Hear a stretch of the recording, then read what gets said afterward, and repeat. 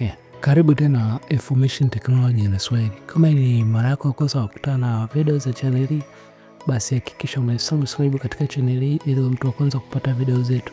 Okay. Video ya leo tunaenda kuzungumzia ni kama mtu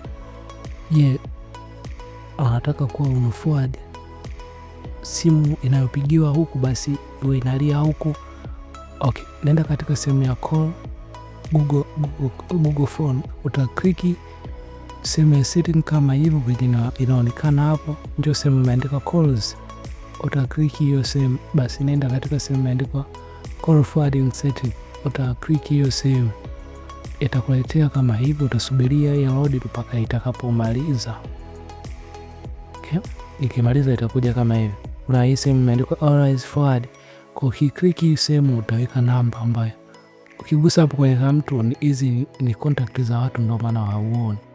Okay, utakliki utaweka namba ambayo wewe unataka simu hii simu ambayo nimeshika ikiwa inapigiwa, basi hiyo namba inatumwa kwenda katika hii namba ambayo tumeweka hapo. Okay, tumeelewana. Baada ya hapo turn on. Ukisha turn on, basi utasubiria hii update. Kisha update ikimaliza, utakuta kuna notification itakuja huko juu kabisa kwamba tayari hapa simu zitakazokuwa zikipigwa huko, basi kwenye hiyo namba pia zitakuwa zinafika. Okay, kama utaki basi kwamba unataka hii simu ambayo tumeshikilia hapa ikiwa inakuwa busy, labda inaongea na mtu mwingine, basi simu ambayo itakayoingia basi namba yake iende, yani simu ambayo itapigwa tena kwa wakati mwingine basi iende kwenye kwenye simu nyingine au namba nyingine. Utaandika hapa namba au utachagua hii sehemu. Nimekwambia ukiona giza hivi juu hii ni sehemu ya contact, kwa utachagua namba ambayo wewe unataka.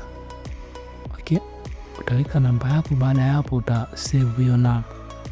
Okay, kama utataka hii simu ambayo tumeshika basi iwe ikiwa haipatikani, basi mtu akiipigia ndani yake inaenda kwenye namba nyingine, utafanya hivyo. Basi utaweka kama jinsi nimekuelekeza, utaweka tu namba kama ikiwa